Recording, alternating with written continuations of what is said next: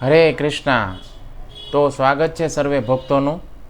તો આજે આપણે ઇસ્કોન સંસ્થાના સંસ્થાપક આચાર્ય શ્રીમદ અભય ચરણારવિંદ ભક્તિવેદાંત સ્વામી શીલ પ્રભુપાદના જીવનચરિત્ર ઉપર ચર્ચા કરવાના છીએ. તો સૌ પ્રથમ હું આપણને શ્રીમદ ભગવદ્ ગીતા યથારૂપમાંથી એમનો પરિચય વાંચીને સંભળાવીશ અને પછી આપણે એમના જીવનમાંથી કેટલીક વિશેષ વાતોને સ્પર્શ કરીશું અને પ્રભુપાદના જીવનને સમજવાનો પ્રયાસ કરીશું. હરે કૃષ્ણ. તો શ્રીમદ એસી ભક્તિવેદાંત સ્વામી પ્રભુપાદ આ જગતમાં 1896માં ભારતમાં કલકત્તામાં પ્રગટ થયા. તેઓ કલકત્તામાં 1922માં પહેલીવાર પોતાના આધ્યાત્મિક ગુરુ શીલ ભક્તિ સિદ્ધાંત સરસ્વતી ગોસ્વામીને મળ્યા. ભક્તિ સિદ્ધાંત સરસ્વતી એક અગ્રગણ્ય ભક્ત, વિદ્વાન અને 64 ગૌડીય મઠોનો પાયો નાખનાર મહાપુરુષ હતા.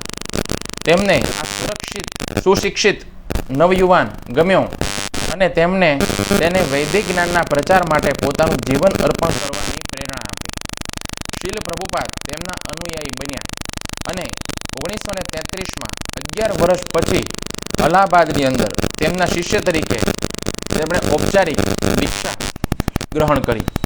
1922માં તેમના પ્રથમ મિલન વખતે શીલ ભક્તિ સિદ્ધાંત સરસ્વતી ઠાકોરે શીલ પ્રભુપાદને અંગ્રેજી ભાષામાં વૈદિક જ્ઞાનનો પ્રચાર કરવા માટે વિનંતી કરી. ત્યાર પછીના વર્ષોમાં શીલ પ્રભુપાદે ભગવદ્ ગીતા ઉપર ભાષ્ય લખ્યું. ગૌડીય મઠને તેના કાર્યમાં સહાય કરી અને ઈસવીસન 1944માં કોઈ પણ જાતની મદદ વિના એક અંગ્રેજી પાક્ષિક શરૂ કર્યું. તેઓ તેનું સંપાદન કરતા, હસ્તપ્રતો ટાઈપ કરતા અને પ્રૂફ રીડિંગ પણ સંભાળતા. વળી તેઓ છૂટક નકલો સુદ્ધા વહેંચતા અને પ્રકાશનને જાળવી રાખવા માટે સંઘર્ષ પણ કરતા. એક વખત શરૂ થયા પછી તે સામાયિક કદી પણ બંધ પડ્યું નથી અને હવે તેમના શિષ્યો તેને પશ્ચિમની અંદર ચલાવી રહ્યા છે. તે અત્યારે 30થી પણ વધારે ભાષાની અંદર પ્રકાશિત થઈ રહ્યું છે. શીલ પ્રભુપાદની તત્વજ્ઞાનની અંદર વિદ્વતા અને ભક્તિની કદર કરીને ગૌડીય વૈષ્ણવ સમાજે 1947માં તેમને ભક્તિ વેદાંત પદવી આપી તેમનું બહુમાન કર્યું. 1950માં 54 વર્ષની ઉંમરે શીલ પ્રભુપાદ પરિણીત જીવનમાંથી છૂટા થયા અને પોતાનો વધારે સમય પોતાના અધ્યયન અને લેખન કાર્ય પાછળ આપવા તેમણે વાનપ્રસ્થ આશ્રમ સ્વીકાર્યો. ત્યાર પછી શીલ પ્રભુપાદે પવિત્ર વૃંદાવન ધામની યાત્રા કરી, જ્યાં તેઓ બહુ જ સામાન્ય સંજોગોમાં મધ્યકાલીન ઐતિહાસિક રાધા દામોદર મંદિરની અંદર રહ્યા. ત્યાં તેઓ કેટલાક વર્ષો સુધી ગહન અધ્યયન અને લેખન કાર્યની અંદર વ્યસ્ત રહ્યા. તેમણે 1959ની અંદર સંન્યાસ લીધો. રાધા દામોદર મંદિરમાં શીલ પ્રભુપાદે પોતાના જીવનની સર્વોત્તમ કૃતિ શ્રીમદ ભાગવતમ ના 18,000 શ્લોકોનું અનેક ગ્રંથોમાં ભાષાંતર કરી અને વિસ્તૃત ભાષ્ય રચવાનું ભગીરથ કાર્ય શરૂ કર્યું. તેમણે અન્ય ગ્રહોની સરળ યાત્રા નામનું પુસ્તક પણ લખ્યું. ભાગવતમના 3 ગ્રંથો પ્રસિદ્ધ કર્યા પછી ઈસવીસન 1965માં શીલ પ્રભુપાદ પોતાના આધ્યાત્મિક ગુરુએ આપેલા આદેશને પરિપૂર્ણ કરવા માટે અમેરિકા ગયા. તે સમયથી માંડી અને શીલ પ્રભુપાદે ભારતીય તત્વજ્ઞાન અને શાસ્ત્રો ઉપર 60થી પણ વધારે ગ્રંથોમાં પ્રમાણભૂત ભાષાંતરો, ભાષ્યો અને સંક્ષિપ્ત અધ્યયનો રજૂ કર્યા. 1965માં જ્યારે શીલ પ્રભુપાદ પ્રથમ વખત ન્યૂયોર્ક શહેરની સ્ટીમર દ્વારા આવી પહોંચ્યા ત્યારે તેમણે સાચે એમની પાસે એક પાય સરખી પણ નહોતી. લગભગ 1 વર્ષ મહાન મુશ્કેલીમાં પસાર કર્યા પછી તેમણે જુલાઈ 1966માં આંતરરાષ્ટ્રીય કૃષ્ણ ભાવનામૃત સંઘ ઇન્ટરનેશનલ સોસાયટી ફોર કૃષ્ણા કોન્શિયસનેસની સ્થાપના કરી. નવેમ્બર 14, 1977ના દિવસે એમના વૈકુંઠ ગમન પહેલાં એમના સંભાળપૂર્વકના માર્ગદર્શન હેઠળ તેમણે આ સંઘને 100 આશ્રમો, શાળાઓ, મંદિરો, સંસ્થાઓ અને ખેતીવાડી ફાર્મોનું વિશ્વવ્યાપી બૃહદ સંગઠન બનાવી દીધું. 1968માં શીલ પ્રભુપાદે અમેરિકામાં ઇસ્કોનની પ્રથમ ફાર્મ વસાહત શરૂ કરી, જેમાં ગૌરક્ષા, ખેતી ઉપર નિર્ભર સાદું જીવન, કૃષ્ણની પ્રકૃતિ અને તેની વિપુલ ભેટો ઉપર આધાર રાખવો એ મુદ્દાઓ પર ખાસ ભાર મૂકવામાં આવતો હતો. આત્મનિર્ભરતાની આ નમ્ર શરૂઆતથી પ્રેરાઈ તેમના અનુયાયીઓએ ત્યાર પછી અમેરિકા અને અન્ય દેશોમાં તેવી જ કેટલીક વસાહતો સ્થાપી છે. 1972માં શીલ પ્રભુપાદે ડલાસ, ટેક્સાસમાં ગુરુકુળની સ્થાપના કરી અને પશ્ચિમમાં પ્રાથમિક અને માધ્યમિક કક્ષાએ વૈદિક પદ્ધતિનું શિક્ષણ દાખલ કર્યું. ત્યાર પછી તેમના કુશળ માર્ગદર્શન હેઠળ તેમના શિષ્યોએ સમગ્ર સંયુક્ત રાષ્ટ્રોની અંદર અને દુનિયાના અન્ય ભાગોમાં બાળકોની માટે શાળાઓની સ્થાપના કરી છે. 1990 સુધી દુનિયાભરમાં 15 ગુરુકુળો સ્થાપવામાં આવેલા છે, જેનું મુખ્ય કેન્દ્ર વૃંદાવનની અંદર આવેલું છે. ભારતમાં શ્રીધામ માયાપુર કે જે પશ્ચિમ બંગાળની અંદર આવેલું છે, તેમજ મુંબઈ ખાતે પણ ગુરુકુળની સ્થાપના કરવામાં આવી છે. શીલ પ્રભુપાદે ભારતના કેટલાક વિશાળ સાંસ્કૃતિક કેન્દ્રોની સ્થાપના કરવા માટે પણ પ્રેરણા આપી. શ્રીધામ માયાપુર ખાતે આવેલું આંતરરાષ્ટ્રીય કેન્દ્ર એ આયોજિત આધ્યાત્મિક નગર માટેની જગ્યા તરીકે પસંદ કરવામાં આવ્યું છે, જેમાં 50,000 ભક્તો રહી શકે તેવું આયોજન કરવામાં આવનાર છે. વૃંદાવન તથા મુંબઈમાં ભવ્ય મંદિર તેમજ અતિથિગૃહ તૈયાર કરાયા છે. ગુજરાતમાં અમદાવાદમાં સેટેલાઇટ પાસે સરખેજ ગાંધીનગર હાઈવે 4 રસ્તા નજીક ભવ્ય મંદિર તથા અતિથિગૃહનું નિર્માણ થયું છે. સુરત અને વડોદરામાં પણ રાધાકૃષ્ણના મંદિરનું નિર્માણ થઈ રહ્યું છે. પરંતુ શીલ પ્રભુપાદનો સૌથી વધારે મહત્વપૂર્ણ ફાળો જો હોય તો એ એમણે લખેલા પુસ્તકો છે. વિશ્વની તમામ મોટી યુનિવર્સિટીના પ્રાધ્યાપકો તથા સાક્ષરોને પુસ્તકની અંદર રહેલી પ્રમાણભૂતતા, ઊંડાણ તેમજ સત્યતા પ્રત્યે માન હોવાને કારણે તેમના ગ્રંથોનો ઉપયોગ ઘણી બધી કોલેજોના અભ્યાસક્રમમાં આધારભૂત પાઠ્યપુસ્તકો તરીકે કરાય છે. તેમના લખાણોનું 50થી પણ વધારે ભાષાની અંદર અનુવાદ થયેલો છે, ભાષાંતર થયેલું છે. ફક્ત શીલ પ્રભુપાદના જ પુસ્તકો પ્રસિદ્ધ કરવા માટે ભક્તિ વેદાંત બુક ટ્રસ્ટની સ્થાપના કરવામાં આવેલી છે અને તે આજે ધર્મ તથા તત્વજ્ઞાનના ક્ષેત્રમાં દુનિયામાં સૌથી વધારે આધ્યાત્મિક પુસ્તકોનું પ્રકાશન કરનાર સંસ્થા છે. માત્ર 12 વર્ષના ગાળામાં શીલ પ્રભુપાદે તેમની વયોવૃદ્ધ અવસ્થા હોવા છતાં પણ 6 ખંડમાં પૃથ્વી ફરતે 16 વખત પ્રવચન યાત્રાઓ પૂરી કરી હતી. શીલ પ્રભુપાદનો આવો ભરચક કાર્યક્રમ હોવા છતાં તેમણે પોતાનું વિશાળ લેખન કાર્ય શરૂ રાખ્યું હતું. તેમના લખાણો એટલે વૈદિક તત્વજ્ઞાન, ધર્મ સાહિત્ય અને સંસ્કૃતિનું સૌથી વિશાળ પુસ્તકાલય. નાદુરસ્ત તબિયત હોવા છતાં શ્રીમદ ભાગવતમનું ભાષાંતર પૂરું કરવા તેમણે ખૂબ ભગીરથ પ્રયત્નો કર્યા. દુનિયાભરમાં કૃષ્ણ ભાવનાના પ્રચાર દ્વારા તેમણે આધ્યાત્મિક ક્રાંતિ સર્જી. 12 વર્ષના ટૂંકા ગાળાની અંદર તેમણે વિશ્વના તમામ મુખ્ય શહેરોની અંદર 120 જેટલા મંદિરો સ્થાપ્યા. હજારો યુવક યુવતીઓ તેમની છત્રછાયા હેઠળ ભગવાન શ્રી કૃષ્ણની શુદ્ધ ભક્તિની અંદર પ્રવૃત્ત થયા. શ્રી ચૈતન્ય ચરિતામૃતમાં જણાવાયું છે, કૃષ્ણ શક્તિ વિના તાર નહીં પ્રવર્તન, અર્થાત સાક્ષાત કૃષ્ણની શક્તિ વિના કૃષ્ણનો પ્રચાર કોઈ ન કરી શકે. માટે શીલ પ્રભુપાદ જગતમાં કૃષ્ણની શક્તિના મૂર્તિમાન સ્વરૂપ તરીકે અને ભગવાન કૃષ્ણના પ્રતિનિધિ તરીકે પતિત માનવ જાતિના ઉદ્ધાર અર્થે જ પધાર્યા હતા. દરેક ભાગ્યશાળી, દરેક બુદ્ધિશાળી મનુષ્ય આવા પરમહંસ આચાર્ય શીલ પ્રભુપાદનું શરણ સ્વીકારી અને ભગવાનના પ્રીતિપાત્ર બને તેવી જ પ્રાર્થના. તો હવે આપણે શીલ પ્રભુપાદના જીવનના કેટલાક એમના ગુણો વિશે જાણીશું અને પ્રભુપાદના જીવનમાં બનેલી અમુક ઘટનાઓ ઉપર આપણે ચર્ચા કરીશું અને એમાંથી જાણવાનો પ્રયાસ કરીશું કે આપણે એમાંથી શું બોધપાઠ લઈ શકીએ છીએ અને ભક્તિમાં કેવી રીતે આપણે આગળ વધી શકીએ છીએ.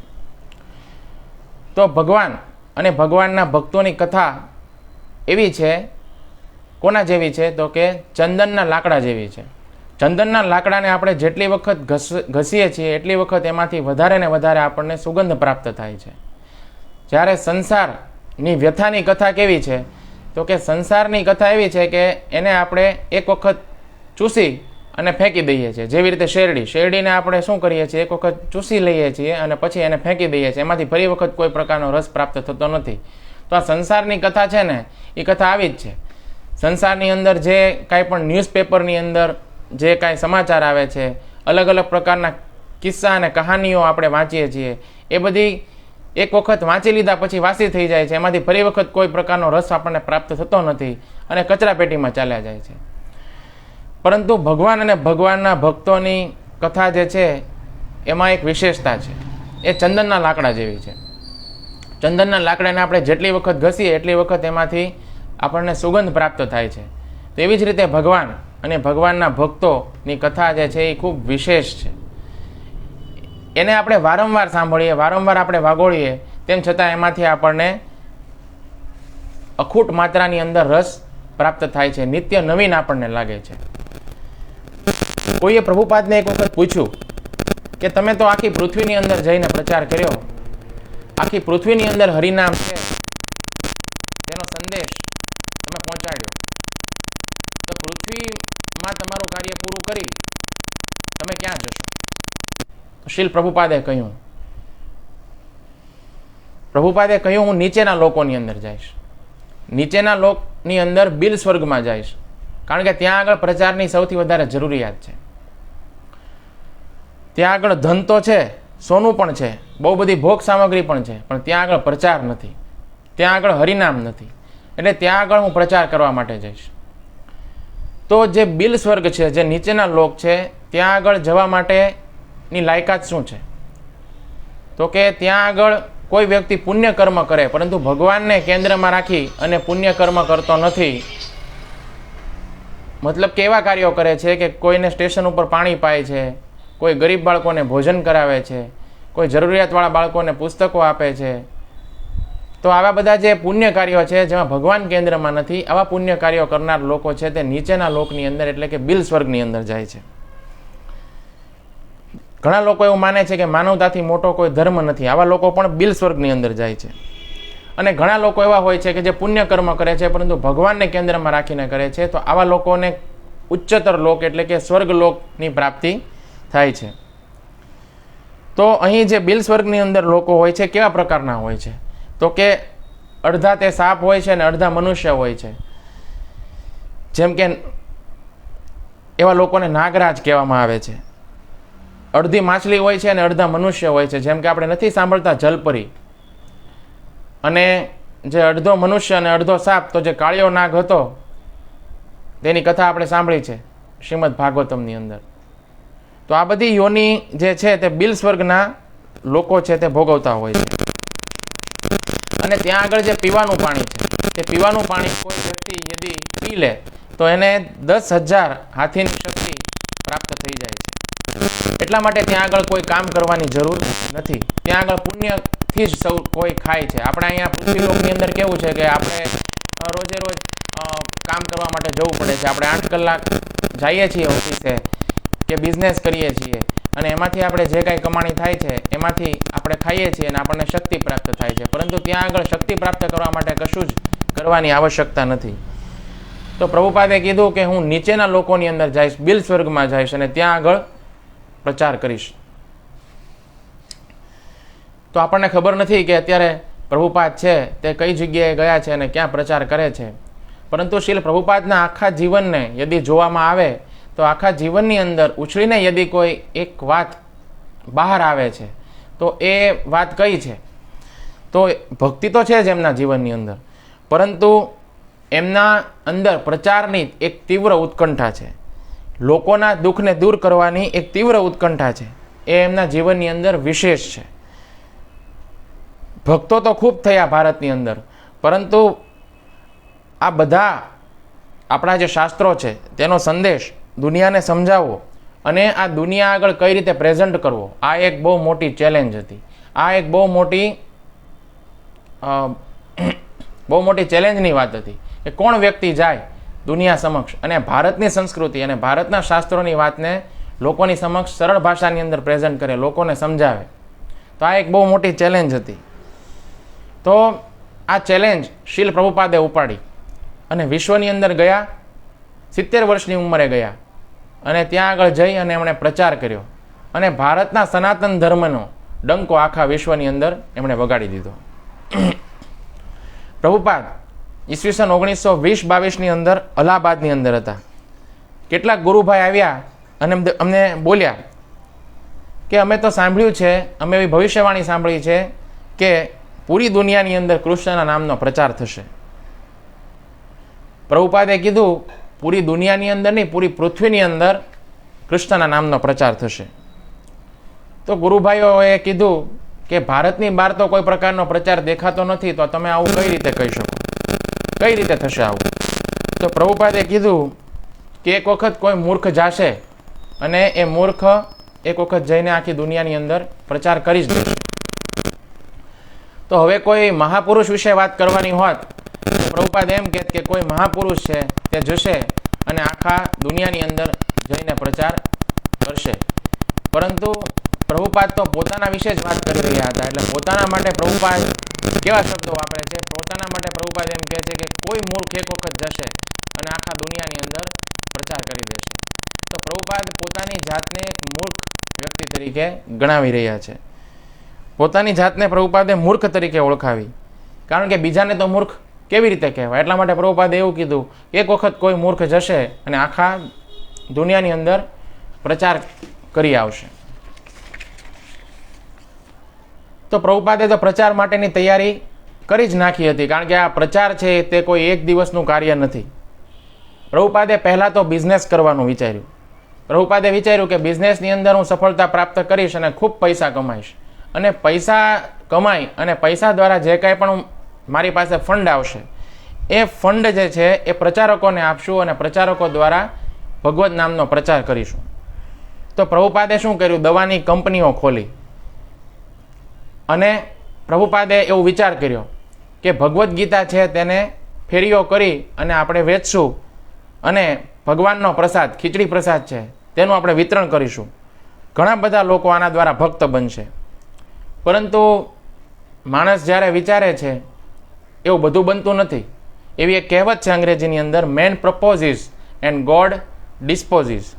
તો માણસ છે તે પ્રસ્તાવ રાખે છે પરંતુ ભગવાન એને ઠુકરાવી દે છે. તો પ્રભુપાદે 2 ફેક્ટરીઓ નાખી અને અલ્હાબાદને હેડક્વાર્ટર બનાવ્યું. 1930ની અંદર, આજથી 90 વર્ષ પહેલાં, એ જમાનાની અંદર જ્યારે સાયકલ હતી તો લોકો છે તેને અમીર માનવામાં આવતા. અને 1960-70ના દાયકાની અંદર કોઈ બાઇકવાળો યદી રોડ ઉપર નીકળે તો લોકો એને પૈસાદાર સમજતા. કોઈ યદી બાઇક લઈને નીકળે ને તો લોકો એવું સમજતા કે ભાઈ આ વ્યક્તિ તો ખૂબ અમીર છે. અને કોઈ વ્યક્તિ કાર યદી લઈને આવે તો કાર જોવા માટે તો લોકોની લાઈન લાગતી કે ભાઈ આ વ્યક્તિ છે ને એના ઘરે કાર લઈને આવ્યો છે. તો 1930ના સમયની અંદર શીલ પ્રભુપાદે 8,000 રૂપિયાની કાર ખરીદી.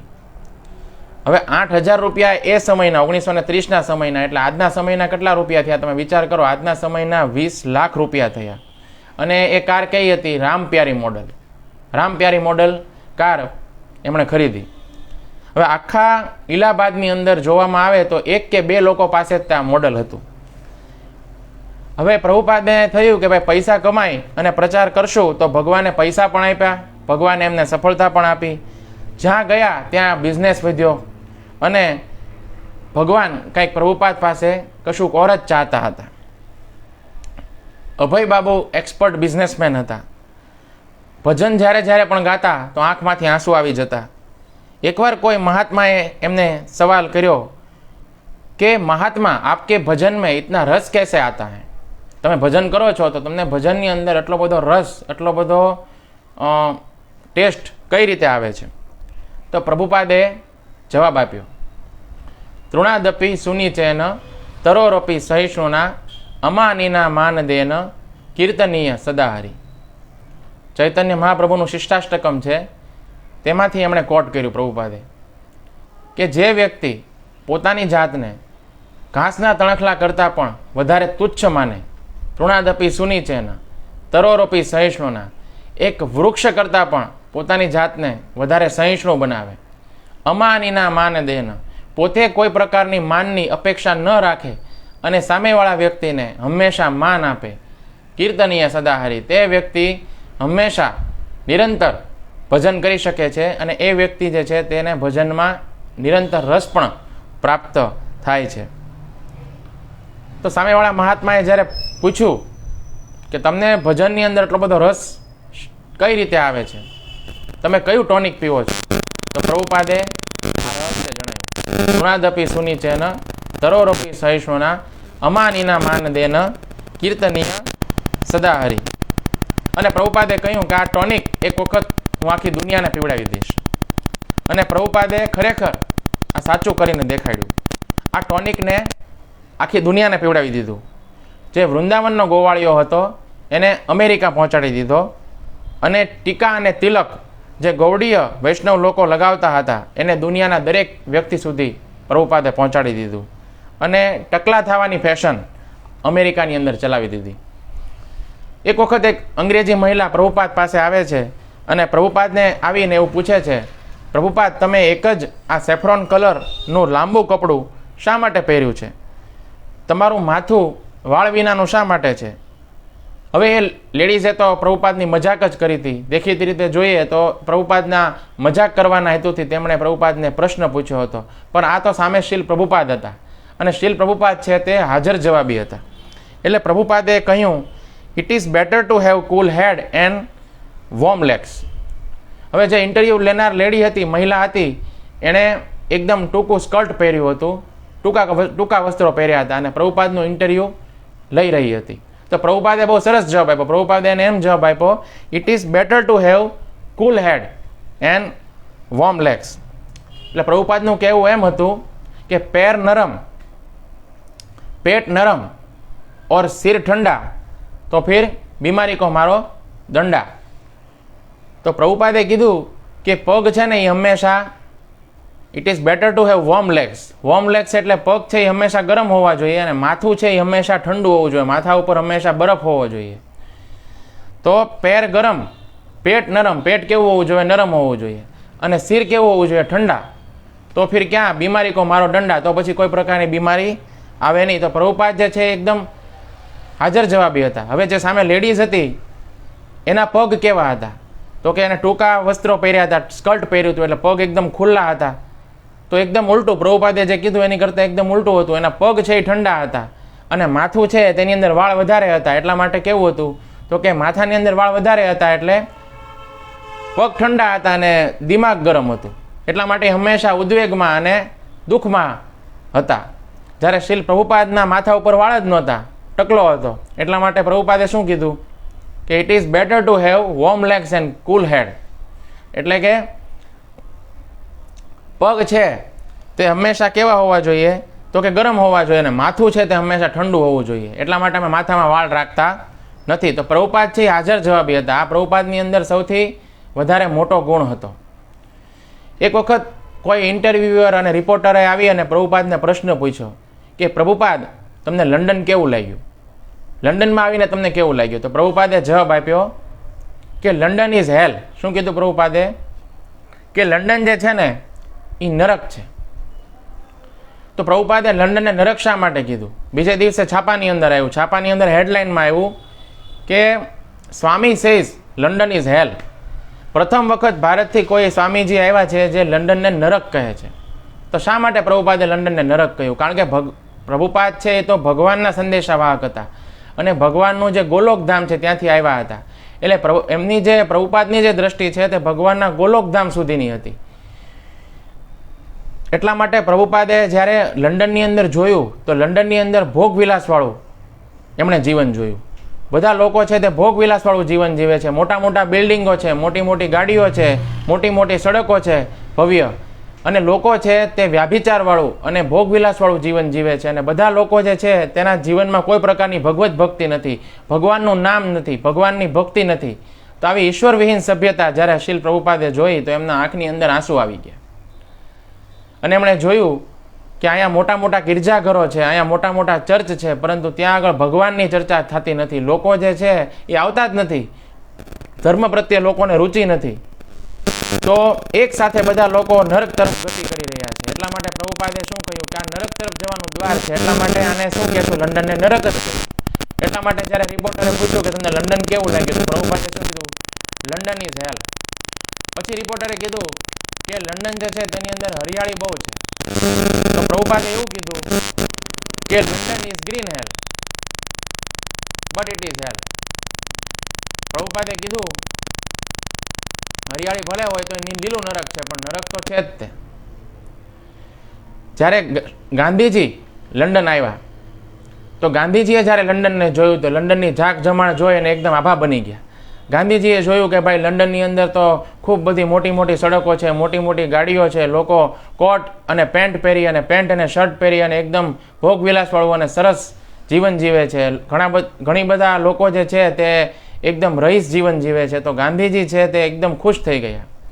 ગાંધીજીએ કહ્યું એક વખત ભારતની અંદર પણ બધા લોકો જે છે તેને આવી જ વ્યવસ્થા મળે અને આવી જ પ્રકારના કમ્ફર્ટ અને સુખ સગવડતા મળે, આવી મારી ઈચ્છા છે. તો ગાંધીજીએ આવી ઈચ્છા કરી. શા માટે? કારણ કે ભગવાનના ધામ વિશે ગાંધીજીને કોઈ જાણકારી જ નહોતી. ભગવાનનું જે ગોલોક વૃંદાવન ધામ છે એ કેવું છે એના વિશે ગાંધીજીને કોઈ જ પ્રકારની જાણકારી નથી. એટલા માટે ગાંધીજીને લંડન છે તે ખૂબ સારું લાગ્યું. જ્યારે શીલ પ્રભુપાદને લંડન શું લાગ્યું? નરક લાગ્યું. એક વખત સ્વામી વિવેકાનંદને કોઈએ પૂછ્યું. સ્વામી વિવેકાનંદને તો વૈદિક જે શાસ્ત્ર છે તેના બહુ જાણકાર હતા અને એ પણ વિદેશની ધરતી ઉપર જઈ અને આપણી ભારતની સંસ્કૃતિને પ્રચાર એમણે કર્યો હતો. તો એક વખત એમના જ એક મિત્રએ સ્વામી વિવેકાનંદની વાતનું ખંડન કરતા કીધું કે સ્વામીજી, તમે બધા વૈદિક ગ્રંથોમાંથી વાત કરો છો, બહુ સારી વાત કરો છો, સાંભળવામાં ખૂબ સારી લાગે છે, પરંતુ એવા વ્યક્તિ કે જે વ્યક્તિને 2 ટાઈમ ખાવાનું નથી મળતું, એવો વ્યક્તિ તમારા પ્રવચનની અંદર આવીને બેસી અને તમારી વાતને સમજી શકશે ખરો? જેને 2 ટાઈમ ખાવાના ફાફા છે એ વ્યક્તિ કઈ રીતે આવશે અને તમારું પ્રવચન સાંભળશે? તો એમની પાસે કોઈ જવાબ નહોતો. એમની આંખમાં આંસુ હતા અને એમનો બહુ મોટો મહાન ગુણ છે કે એમને સામેવાળા લોકો પ્રત્યે દયા દાખવી.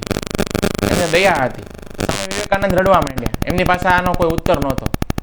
પણ શીલ પ્રભુપાદે કહ્યું કે તમે અમારા કાર્યક્રમની અંદર આવો, કૃષ્ણની કથા થતી હોય તેમાં બેઠો, બધા માટે અનલિમિટેડ પ્રસાદ તૈયાર છે. તમે અમારા કાર્યક્રમની અંદર આવો, બેઠો અને કીર્તન કરો, કૃષ્ણના કીર્તનની અંદર નૃત્ય કરો, કૃષ્ણની કથા સાંભળો અને પછી બહાર આવી અને પ્રસાદની વ્યવસ્થા પણ મંદિર દ્વારા થશે.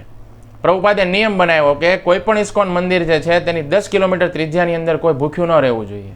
બધાને કૃષ્ણ પ્રસાદ છે તેનું વિતરણ ફ્રીમાં થવું જોઈએ. તમે કોઈ પણ ઇસ્કોન મંદિરની અંદર જશો તો ત્યાં આગળ કૃષ્ણ પ્રસાદ અનલિમિટેડ માત્રામાં તમને આપવામાં આવે છે. તો શીલ પ્રભુપાદે આ વ્યવસ્થા શરૂ કરી. પ્રભુપાદે એવું આશ્વાસન આપ્યું કે તમે આવો, અમારા કાર્યક્રમની અંદર ભાગ લો, કૃષ્ણ કથા સાંભળો, તમને કૃષ્ણ પ્રસાદ આપવામાં આવશે. કારણ કે કૃષ્ણના ભંડારની અંદર કોઈ કમી નથી. ભગવાન કૃષ્ણએ કીધું છે કે અનન્ય ચિંતયંતો મામ યે જના પર્યુપાસતે તેષામ નિત્યભિયુક્તા નામ યોગક્ષેમ મહામ્યમ. તો કૃષ્ણએ કીધું છે કે જે અનન્ય ભાવે મારું ચિંતન કરે છે અને અનન્ય ભાવથી મારી ભક્તિ કરે છે, તો એમની પાસે જે છે એનું રક્ષણ કરું છું અને જે નથી તે હું પ્રોવાઈડ કરું છું, એમની આવશ્યકતા હું પૂર્ણ કરું છું. તો કૃષ્ણના ભંડારની અંદર કોઈ કમી નથી. માટે શીલ પ્રભુપાદે એવું આશ્વાસન આપ્યું કે અમારા મંદિરની અંદર જે વ્યક્તિ આવે છે, કાર્યક્રમની અંદર ભાગ લે છે, એને પ્રસાદની કોઈ ચિંતા કરવાની જરૂર નથી, કોઈ ખાવાની ચિંતા કરવાની જરૂર નથી. એના માટે ગરમા ગરમ પ્રસાદ તૈયાર છે અને અનલિમિટેડ માત્રામાં તૈયાર છે.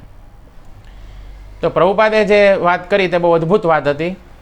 આજે પણ તમે વિશ્વના કોઈ પણ ઇસ્કોન મંદિરની અંદર જાઓ તો તમને પ્રસાદ અનલિમિટેડ માત્રામાં પ્રાપ્ત થશે. તો પ્રભુપાદ જે છે તે ખૂબ હાજર જવાબી હતા અને એને કોઈ પણ પ્રશ્ન પૂછવામાં આવતો તો પ્રભુપાદ તુરંત જ એ પ્રશ્નનો એકદમ સચોટ જવાબ આપતા. એક વખત પ્રભુપાદ એના શિષ્યોની સાથે મોર્નિંગ વોક કરી રહ્યા હતા અને મોર્નિંગ વોક કરી રહ્યા હતા તો એવામાં એક નજીકની અંદર જ તે એક મોર્નિંગ વોક કરતાં કરતાં તે પ્રાણી સંગ્રહાલય આવ્યું અને પ્રાણી સંગ્રહાલયની અંદર એક એમણે દ્રશ્ય જોયું કે એક બાળકે એના પિતાનો હાથ પકડી રાખેલો છે અને પિંજરાની અંદર સિંહ છે અને બાળક અને પિતાજી સિંહને જોઈ રહ્યા છે. હવે સિંહ છે એ બહુ મોટા અવાજની અંદર ગર્જના કરે છે પણ બાળકને ભય નથી લાગતો. તો પ્રભુપાદ આ દ્રશ્ય જોઈને હસવા માંડ્યા. તો પ્રભુપાદના શિષ્યોએ પૂછ્યું પ્રભુપાદને કે તમે શા માટે હસો છો? તો પ્રભુપાદે કહ્યું કે તમે નોટિસ કર્યું કે સિંહ ગમે તેટલી ગર્જના કરે છે પરંતુ બાળક છે તેને ભય શા માટે નથી લાગતો? બાળક છે તેના મોઢા ઉપર કોઈ ભયના ચિહ્નો દેખાતા નથી. શા માટે? કારણ કે એને એના પિતાનો હાથ પકડેલો છે. જ્યારે આપણે પ્રભુના સંરક્ષણની અંદર હશું, પ્રભુની શરણની અંદર હશું અને એને આપણા પરમપિતા તરીકે આપણે સ્વીકારીશું, તો આપણા જીવનની અંદર પણ કોઈ ભય નહીં રહે. આપણને કોઈ પણ પ્રકારની ભૌતિક સમસ્યાઓ હોવા છતાં પણ આપણને પ્રભાવિત નહીં કરી શકે. શા માટે? કારણ કે આપણે આપણા પિતાનો હાથ પકડેલો છે, આપણે આપણા પિતાના સંરક્ષણની અંદર છીએ. કૃષ્ણએ આપણો હાથ પકડેલો છે. તો જ્યાં આગળ કૃષ્ણ છે ત્યાં આગળ ભય નથી. તો જ્યાં આગળ કૃષ્ણ છે ત્યાં આગળ માયા નથી, અને જ્યાં આગળ માયા છે ત્યાં આગળ કૃષ્ણ નથી. તો ચૈતન્ય ચરિતામૃતની અંદર એવું કીધું છે કે કૃષ્ણ હે સૂર્ય સમ એન્ડ માયા હે અંધકાર, જહાં કૃષ્ણ વહાં નહીં માયાર અધિકાર. કે કૃષ્ણ જે છે તે સૂર્ય સમાન છે અને માયા છે તે અંધકાર સમાન છે. હવે તમે રાતનો અંધકાર હોય, ગાઢ અંધકાર હોય, પણ જ્યારે સૂર્યનો સવારના પોરમાં ઉદય થાય તો આપણે મહેનત કરવી પડે. સવારે અંધકારને દૂર કરવા માટે કોઈ પ્રયત્ન કરવો પડે છે કે એકદમ નેચરલી જેવો સૂર્ય ઉગે એવી રીતે અંધકાર બધો દૂર થઈ જાય છે? તો એવી જ રીતે જે માયા છે એ અંધકાર સમાન છે અને સૂર્ય સમાન છે કૃષ્ણ. તો જ્યાં આગળ કૃષ્ણ છે ને ત્યાં આગળ માયા છે તેનો પ્રભાવ નથી. તમે જુઓ કોઈ પણ કૃષ્ણ મંદિરની અંદર તમે જશો તો ત્યાં આગળ કળિયુગનો પ્રભાવ નથી, કારણ કે ત્યાં આગળ ભક્તો છે અને ભક્તો ભગવાનના નામનો જપ કરે છે, ભગવાનના નામનું કીર્તન કરે છે. ત્યાં આગળ સ્વયં જગન્નાથ, બલદેવ અને સુભદ્રા બિરાજમાન છે. તો ત્યાં આગળ કળિયુગ કઈ રીતે પ્રવેશ કરી શકે? જ્યાં આગળ ભગવાનની કથા થતી હોય, જ્યાં આગળ ભગવાનનું કીર્તન થતું હોય, હરિનામ સંકીર્તન થતું હોય, ત્યાં આગળ કળિયુગ છે તેનો પ્રભાવ જોવા નથી મળતો. જ્યારે આપણે ભગવાનના મંદિરની અંદર જઈએ છીએ, દર્શન કરીએ છીએ, ત્યારે આપણને એક અનોખી શાંતિનો અહેસાસ થાય છે, કારણ કે ત્યાં આગળ કળિયુગનો કોઈ પ્રભાવ નથી, માયાનો કોઈ પ્રભાવ નથી. શા માટે? કારણ કે ત્યાં આગળ કૃષ્ણ છે. એક રીતે કૃષ્ણ બધે છે, પરંતુ વિશેષતઃ આપણે જ્યારે ભગવાનની હાજરીનો અહેસાસ આપણે કરવો હોય ત્યારે આપણે મંદિરની અંદર જઈએ છીએ. ભગવાન જે છે તેનું સાનિધ્ય પ્રાપ્ત કરવા માટે આપણે મંદિરની અંદર જઈએ છીએ. અને એટલા માટે જ પ્રભુપાદે જે મંદિર બનાવ્યા છે અને પ્રભુપાદે નામ આપ્યું છે આધ્યાત્મિક હોસ્પિટલ. કે આ મંદિર નથી, પરંતુ શું છે? આધ્યાત્મિક હોસ્પિટલ છે. કારણ કે કોઈએ જઈને પ્રભુપાદને કીધું કે ભાઈ લોકો છે તે ખૂબ બધા સમાજ સેવાના કાર્યો કરે છે, કે લોકો મોટા મોટા ભોજનશાળા, અન્નક્ષેત્ર ચલાવે છે, મોટી મોટી હોસ્પિટલ છે એની સ્થાપના કરે છે, સમાજ સેવાના કાર્યો કરે છે, તો તમે આવું શા માટે નથી કરતા? ત્યારે પ્રભુપાદે કીધું કે કોણે કહ્યું? અમે હોસ્પિટલ જ ખોલી છે, અમે આધ્યાત્મિક હોસ્પિટલ ખોલી છે અને ત્યાં આગળ આત્મા જે છે તેનો ઈલાજ કરવામાં આવે છે. કારણ કે આત્માને શું થયો છે? ભવરોગ થયો છે અને આત્મા જે છે તે ભૌતિક પ્રદૂષણને કારણે દૂષિત થયેલી છે. ભગવાનનું નામ, હરે કૃષ્ણ મહામંત્રનો જપ, કીર્તન અને કૃષ્ણ કથા, આનાથી શું થશે? આત્મા ધીમે ધીમે પવિત્ર થશે, આપણું હૃદય પવિત્ર થશે અને ધીમે ધીમે હૃદય પવિત્ર થશે તો તેમાં ભગવાન આવીને નિવાસ કરશે. કારણ કે ભગવાનને પણ આવીને રહેવું હોય તો એકદમ ચોખ્ખું અને પવિત્ર હૃદય જોઈએ. આપણને પણ કોઈ ઘર એવું હોય કે જ્યાં આગળ ગંદવાડ હોય અને કચરો હોય તેવા ઘરની અંદર આપણને જવું નથી ગમતું. તો ભાઈ ભગવાન છે એ આપણા હૃદયની અંદર નિવાસ કઈ રીતે કરે? ભગવાનને પણ એ જ હૃદય ગમે છે કે જે હૃદય એકદમ પવિત્ર હોય, એકદમ ચોખ્ખું હોય. તો એના માટે શું છે? તો કે હરે કૃષ્ણ મહામંત્ર છે અને કૃષ્ણ કથા છે, હરિનામ સંકીર્તન છે. તો પ્રભુપાદે કીધું કે અમારા દરેક ઇસ્કોન મંદિર છે તે આધ્યાત્મિક હોસ્પિટલ છે અને એ આધ્યાત્મિક હોસ્પિટલની અંદર આત્માનો ઈલાજ કરવામાં આવે છે અને આત્મા જે છે તેની ઉન્નતિ થાય, આત્મા જે છે તેનો ઉદ્ધાર થાય એ માટેની પ્રવૃત્તિઓ કરવામાં આવે છે. તો પ્રભુપાદને બિઝનેસ કરવાનો ખૂબ વિચાર કર્યો કે ભાઈ હું બિઝનેસ કરું, મારો બિઝનેસ વધે, એનાથી પૈસા કમાવું અને પૈસા દ્વારા હું પ્રચાર કરું. તો પ્રભુપાદે ફેક્ટરી બનાવી, પ્રભુપાદનો બિઝનેસ વધ્યો, પરંતુ થયું એવું કે બિઝનેસ તો વધ્યો પરંતુ એમને પ્રચાર કરવા માટે કોઈ પ્રકારનો સમય નહોતો મળતો. એમને પ્રચાર કરવાની ઈચ્છા હતી પણ સમય નહોતો મળતો. એક વખત કલકત્તા ગયા પ્રભુપાદ, ત્યારે એમને સમાચાર મળ્યા કે એમની ફેક્ટરીની અંદર આગ લાગી ગઈ છે. તો એમના હાથની લકીરોની અંદર હતું કે એ દુનિયાના સૌથી ધની માણસ બનશે. કદાચ પ્રભુપાદ જો બિઝનેસની અંદર ઘૂસ્યા હોત તો દુનિયાના સૌથી અમીર માણસ હોત, પરંતુ તમે અને હું અહીંયા ન હોત. તમે તમારા ઘરે હોત અને હું મારા ઘરે હોત. પ્રભુપાદ જો બિઝનેસ કર્યો હોત તો પ્રભુપાદ આજે એટલા શુદ્ધ ભક્ત ન બન્યા હોત અને આખા વિશ્વની અંદર ઇસ્કોન સંસ્થા ન હોત. તો ભગવાન જે કાંઈ પણ કરે છે તે સારા માટે કરે છે. જે કાંઈ આપણા જીવનની અંદર પણ બને છે એ ભગવાનની ઈચ્છાથી બને છે. દરેક ઘટના એક ભક્તના જીવનની અંદર ઘટે છે તો એની અંદર ભગવાનનો જ હાથ હોય છે. એક ભક્તએ આવું જ વિચારવું જોઈએ. તો ભગવાન ભાગવતમની અંદર એવું કહે છે, યસ્યાહમ અનુગ્રહણામી હરિષ્ય તદ ધનમ શને. એટલે કે ભગવાન એવું કહે છે કે હું જેની ઉપર વિશેષ કૃપા કરું છું એનું બધું જ ધન હું હરી લઉં છું. તો પ્રભુપાદ પણ હસવા માંડ્યા. પ્રભુપાદને જ્યારે જોયું કે મારી ફેક્ટરીની અંદર આગ લાગી ગઈ છે, તો પ્રભુપાદ છે એ હસવા માંડ્યા. ભગવાનની કૃપાનું એમણે દર્શન કર્યું અને પ્રભુપાદ છે એમણે એવું વિચાર્યું કે હવે હું એકદમ ફ્રી છું, એકદમ હું નવરો છું અને હવે પ્રચાર કરવા માટેનો મને પૂરેપૂરો સમય પ્રાપ્ત થશે. કારણ કે ભગવાન છે તે શું કરે છે, તો કે જેની ઉપર વિશેષ કૃપા કરે છે એનું બધું જ ધન છીનવી લે છે. જ્યારે ધન છીનવાઈ જાય છે ત્યારે શું થાય છે, તો કે બધા સંબંધીઓ છે તે આપોઆપ દૂર થઈ જાય છે. ધન હોય ત્યારે બધા સંબંધીઓ આપણી પાસે આવે છે, આપણને જે ઓળખતા ન હોય એવા લોકો પણ આપણી સાથે સંબંધ રાખે છે. અને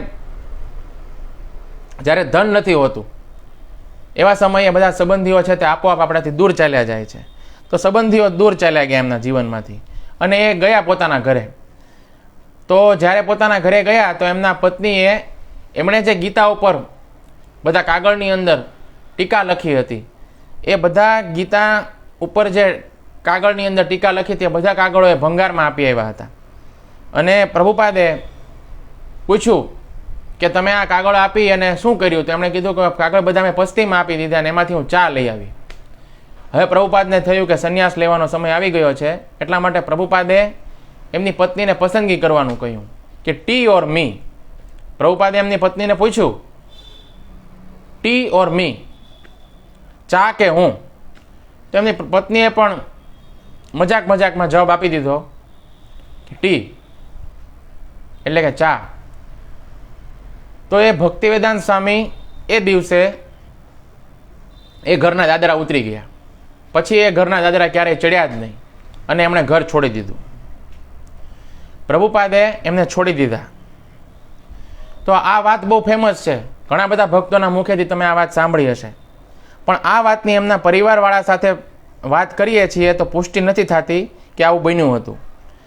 વૃંદાવનચંદ્ર પ્રભુ સાથે વાત થઈ તો એમણે કહ્યું કે એમની જે પત્ની છે, પ્રભુપાદની પત્ની, એ બહુ ધર્મપરાયણ પત્ની હતી અને ભક્ત પણ હતી. પ્રભુપાદે જ્યારે સંન્યાસ લીધો તો પ્રભુપાદને સંન્યાસ લેવાથી પણ એમની પત્નીએ ક્યારેય એમને રોક્યા નથી. એમણે પ્રભુપાદને જીવનમાં બધે જ મદદ કરી છે. એ ચાહતી હોત તો ઇસ્કોનના ટ્રસ્ટની અડધી માલકીન બની જાત, પરંતુ એમણે ક્યારેય ઇસ્કોનની કોઈ સંપત્તિ ઉપર 1 રૂપિયાનો પણ અધિકાર જમાવ્યો નથી. કોઈ બીજી ભૌતિકતાવાદી વ્યક્તિ હોત તો 1 રૂપિયો પણ ન છોડત, પરંતુ આ તો પ્રભુપાદની પત્ની હતી અને પ્રભુપાદ જેવા એક શુદ્ધ ભક્તની સાથે એમણે આટલા બધા વર્ષો સુધી રહ્યા હતા. એટલા માટે આટલો ગુણ તો એમની અંદર રહેવાનો જ હતો, એમાં કોઈ આશ્ચર્યની વાત નથી. એ કલકત્તાની અંદર નાના એવા ફ્લેટની અંદર રહેતા હતા અને જ્યાં સુધી જીવ્યા ત્યાં સુધી ભક્તોને એમની સાથે અંદર રાખ્યા. એમનો એક પુત્ર હતો જે હિમાલયની અંદર જઈ અને સંન્યાસી બની ગયો, પછી ક્યારેય પાછો ન આવ્યો. આજની તારીખે પ્રભુપાદના પરિવારની અંદર કોઈ નથી, બધા ગુજરી ગયા, કોઈનું આકસ્મિક મૃત્યુ થયું, બધા ધામમાં ચાલ્યા ગયા. આવો દિવ્ય પરિવાર પ્રભુપાદનો હતો અને આવો પરિવાર છે તે ખૂબ દુર્લભ છે. આટલું બધું હાથમાં હોવા છતાં પણ જીવનની અંદર વૈરાગ્ય રાખવું બહુ મોટી વાત છે. પ્રભુપાદે ભગવાનની સેવા માટે પોતાની ઈચ્છાથી સંન્યાસ લીધો અને એમની પત્નીએ પણ પ્રભુપાદનું સમર્પણ કર્યું. ત્યાર પછી પ્રભુપાદ ઝાંસી આવ્યા. ઝાંસીની અંદર આવી અને એમણે નરેન્દ્ર આચાર્ય નામના એક વ્યક્તિ છે તેને શિષ્ય બનાવ્યા, જે એક આયુર્વેદિક કોલેજના એક પ્રોફેસર હતા. 40 વર્ષ સુધી શીલ પ્રભુપાદે ભારતની અંદર પ્રચાર કર્યો. પોતાનો જે દેશ છે, પોતાની જે માતૃભૂમિ છે ભારતની અંદર એમણે પ્રચાર કર્યો અને એમને માત્ર એક જ શિષ્ય એમનો બન્યો. 40 વર્ષ સુધી એક ધારો પ્રચાર કરવા છતાં એકમાત્ર શિષ્ય એને પ્રાપ્ત થયો અને એ પણ પોતાનું આખું જીવન પ્રભુપાદને દેવા નહોતા માગતા. એમને પણ પોતાના ઘરની અંદર રહી અને પરિવાર ચલાવતા ભક્તિ કરવાની ઈચ્છા હતી.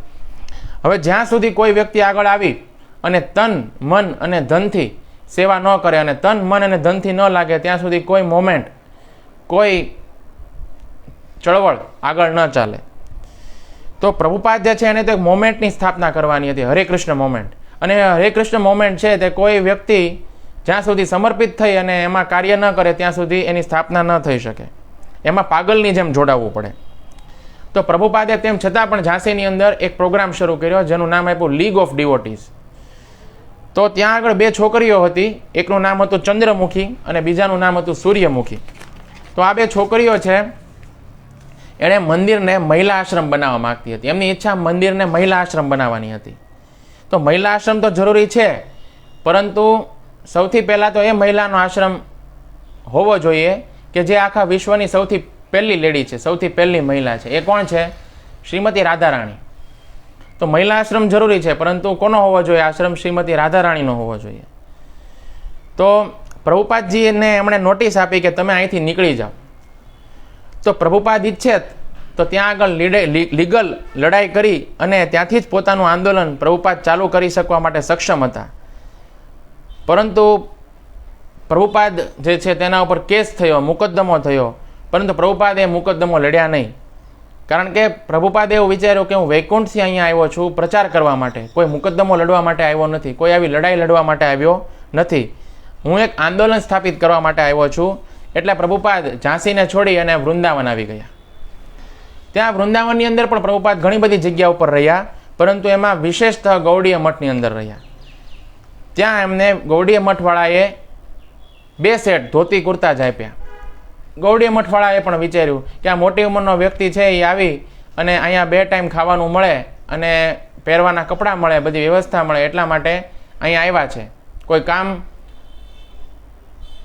હવે રહ્યું નથી જીવનની અંદર, 70 વર્ષની ઉંમર છે, એટલા માટે અહીંયા આવ્યા છે અને અહીંયા આવીને રહેવા માગે છે. એટલા માટે ગૌડીય મઠવાળાએ પણ એમને 2 સેટ ધોતી કુર્તા આપ્યા. અને પ્રભુપાદને તો જીવનમાં ઘણી બધી બુક્સનો અનુવાદ કરવાનો હતો, પ્રભુપાદને મેગેઝિન છાપવામાં હતા, તો એમને ફંડની જરૂર હતી. તો જ્યારે ફંડની માંગણી પ્રભુપાદે કરી તો ગૌડીય મઠવાળાએ કહ્યું કે આના માટે તમને કોઈ પ્રકારનું ફંડ નહીં મળે, કોઈ પ્રકારનો સપોર્ટ નહીં મળે, પૈસા નહીં મળે. તો પ્રભુપાદે જ્યારે જોયું કે આ ગૌડીય મઠ તો બેઠી ગયો છે, આમાં કાંઈ લેવાનું નથી, એટલે પ્રભુપાદ છે તેણે ગૌડીય મઠ પણ છોડી દીધો. અને ત્યાંથી પ્રભુપાદ નીકળી અને ક્યાં આગળ વૃંદાવનના રાધા દામોદર મંદિરની અંદર આવી ગયા. આ રાધા દામોદર મંદિર આજે પણ વૃંદાવનની અંદર છે. ત્યાં આગળ શ્રીલ પ્રભુપાદનો રૂમ પણ છે, જ્યાં આગળ રહીને તેમણે ઘણા બધા પુસ્તકોનો અનુવાદ કર્યો.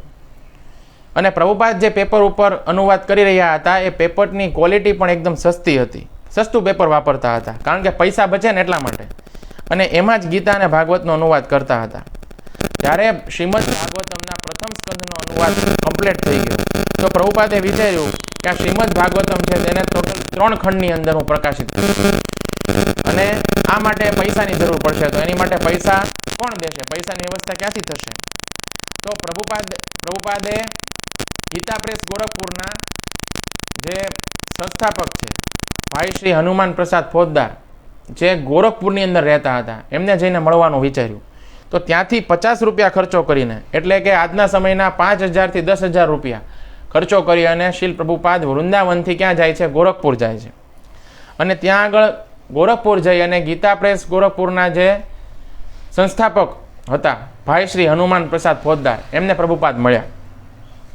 અને જ્યારે એમણે પ્રભુપાદે કહેલી વાત સાંભળી, પ્રભુપાદનો પ્રસ્તાવ એમણે સાંભળ્યો અને પ્રભુપાદે વાત કરી કે શ્રીમદ ભાગવતમ છે તેનો પ્રથમ ખંડ છે તેમને પ્રકાશિત કરવો છે.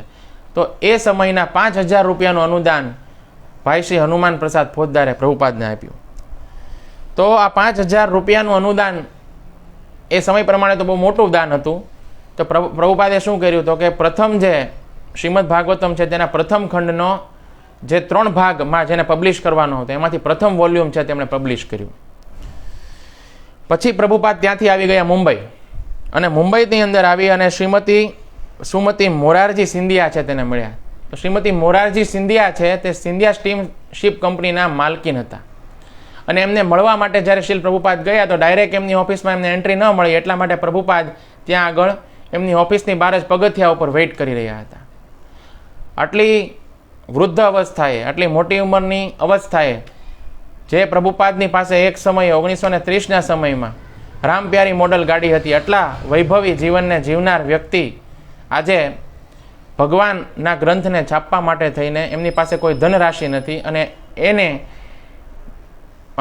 એ ફંડ એકઠું કરવા માટે થઈને સિંધિયા સ્ટીમ કંપનીના માલકીન જે છે એને મળવા માટે થઈને પ્રભુપાદ સામાન્ય પગથિયા ઉપર બેઠા છે. તો જ્યારે નિસરણી ઉપર બેઠેલા એમને જોયા પ્રભુપાદને, ત્યારે શ્રીમતી મોરારજી આવ્યા અને એમણે પૂછ્યું કે તમારે શું જોઈએ છે. તો પ્રભુપાદે કહ્યું કે મેં એક બુક લખી છે અને આ બુક મારે પબ્લિશ કરવી છે. શ્રીમતી મોરારજી છે તેને ધર્મની અંદર ખૂબ નિષ્ઠા હતી અને બહુ ધાર્મિક મહિલા હતા. એટલે એમણે એમના સેક્રેટરીને બોલાવ્યા અને કહ્યું કે સ્વામીજી જે કાંઈ પણ લખે છે, સ્વામીજીની જે કાંઈ પણ કૃતિ છે તેને છાપી દો. એટલે એમના આગળથી પણ એમને 5,000 રૂપિયાની વ્યવસ્થા થઈ ગઈ અને 5,000 રૂપિયા એમણે પણ આપ્યા. તો આ રીતે પ્રભુપાદનું જે શ્રીમદ ભાગવતમ છે એના પ્રથમ સ્કંદનું 2nd વોલ્યુમ પણ છપાઈ ગયું. આગળ પ્રભુપાદ દિલ્હી ગયા અને દિલ્હીની અંદર એક મોટા વ્યવસાયી હતા જેમનું નામ દાલમિયા હતું. એમના સેક્રેટરીએ પણ પ્રભુપાદને 5,000 રૂપિયાની મદદ કરી અને એનાથી 3rd વોલ્યુમ છે એ પણ પબ્લિશ થઈ ગયું. હવે આટલા જ પૈસાની વ્યવસ્થા પ્રભુપાદ પાસે હતી, એમાંથી એમણે વધારેમાં વધારે પુસ્તકો છાપવાના હતા. તો એની માટે પણ કોઈ ટેકનિક વાપરીએ તો શું છે, ઓછા પૈસાની અંદર વધારે પુસ્તકો છે તે છપાઈ શકે. તો એના માટે પણ પ્રભુપાદે શું કર્યું, પ્રભુપાદ જૂની દિલ્હીની અંદર જઈ અને કાગળ પોતે ખરીદતા હતા. પોતે જઈને ખરીદે, કોઈને મોકલે તો કાગળ છે એ ખૂબ મોંઘા ભાવના મળે, પરંતુ પોતે જ જાતે જઈ અને કાગળ ખરીદતા, જેથી કરીને બહુ સસ્તા ભાવમાં એમને કાગળ મળી જતા. અને કાગળ ખરીદીને જ્યારે પાછા આવતા તો રસ્તાની અંદર, ગલીની અંદર જે ગિલ્લી દંડો રમતા હોય, ક્રિકેટ રમતા હોય, એવા બધા જે શેરીની રમતો રમતા હોય એવા છોકરાઓને ભેગા કરતા અને જે રીમ કાગળ છે એનું એક બંડલ છે તે દરેક છોકરાના માથા ઉપર પ્રભુપાદ છે તે મૂકી દેતા અને પોતાના માથા ઉપર પણ ભારે વજનદાર જે રીમ કાગળ છે તેને લઈ અને પ્રભુપાદ ત્યાંથી ચાલી અને જતા અને ત્યાંથી ટોળી બનાવી અને 2-3 કિલોમીટર દૂર જ્યાં આગળ પ્રિન્ટિંગનું કાર્ય થતું હતું, જ્યાં આગળ પ્રિન્ટર હતું, ત્યાં આગળ પ્રભુપાદ જતા અને ત્યાં આગળ કાગળ લઈ અને પ્રભુપાદ જતા અને ત્યાં આગળ આપતા. તો રસ્તામાં જે કોઈ પણ લોકો મળે ને એ પ્રભુપાદને જોઈને એમ કહે, આ તો પાગલ થઈ ગયા છે, રિક્ષા કરી લેવાય. આટલા બધા ભારે કાગળને માથા ઉપર લઈને ચાલીને જવાની શું જરૂર છે, એવા હું પૈસા બચાવવાની જરૂર છે, આવી કંજુસાઈ તો કાંઈ હોતી હશે, રિક્ષા કરી લેવાય. તો લોકો આવા મેણા ટોળા, તો આવા મેણા ટોળા લોકોના સાંભળવા છતાં પણ પ્રભુપાદ ક્યારેય એ વાતો ઉપર ધ્યાન ન આપતા, ક્યારેય ડિમોટિવેટ ન થતા અને પોતાના કાર્ય જે છે તેને આગળ ધપાવતા. લોકો એવું કહેતા કે પૈસા બચાવીને શું કરશો, રિક્ષા કરી લો. તો પૈસા બચાવીને પ્રભુપાદ શું કરવા માંગતા હતા, ઓર વધારે ભગવાનનો સંદેશ છાપવા માંગતા હતા, વધારે પુસ્તક છાપવા માંગતા હતા. તો આવી રીતે પ્રભુપાદે પાઈનો હિસાબ રાખી અને પુસ્તકો છપાવ્યા અને પ્રભુપાદે 5,000 રૂપિયામાંથી જે થઈ શકતું હતું એની કરતાં વધારે કરીને દેખાડ્યું. એ સમયમાં જેટલું થઈ શકતું હતું એની કરતાં પ્રભુપાદે વધારે કરીને દેખાડ્યું. સુરેન્દ્રનાથ શર્માજી જે પ્રિન્ટરના માલિક હતા, એમનું કહેવું હતું કે સવારમાં પ્રભુપાદજી 6 વાગ્યામાં અમારી પ્રિન્ટિંગ પ્રેસ ઉપર આવી જતા અને આવીને પોતાનું પ્રૂફ રીડિંગ ચાલુ કરી દેતા હતા. અને એ સમયે દિલ્હીની ઠંડી હતી અને દિલ્હીની ઠંડીની અંદર એ ચાલીને આવતા અને એના ચહેરા ઉપર એક નાનકડી પાતળી ચાદર સિવાય કાંઈ નહોતું.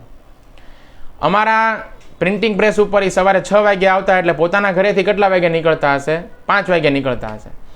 એ સમયે દિલ્હીની સવારની ઠંડીની અંદર વૃદ્ધ વ્યક્તિ સવારના 5 વાગ્યામાં એક સિંગલ પાતળી ચાદર ઓઢી અને ચાલીને નીકળતા, પૈસા બચે એની માટે, અને ચાલીને કાગળ લઈને ત્યાં આગળ આવે પ્રિન્ટિંગ પ્રેસ ઉપર અને ત્યાં આગળ આવી અને પ્રૂફ રીડિંગ શરૂ કરે. અને પ્રૂફ રીડિંગ 6 વાગ્યાનું શરૂ કર્યું હોય તો 9 વાગ્યા સુધી પ્રૂફ રીડિંગ કરે.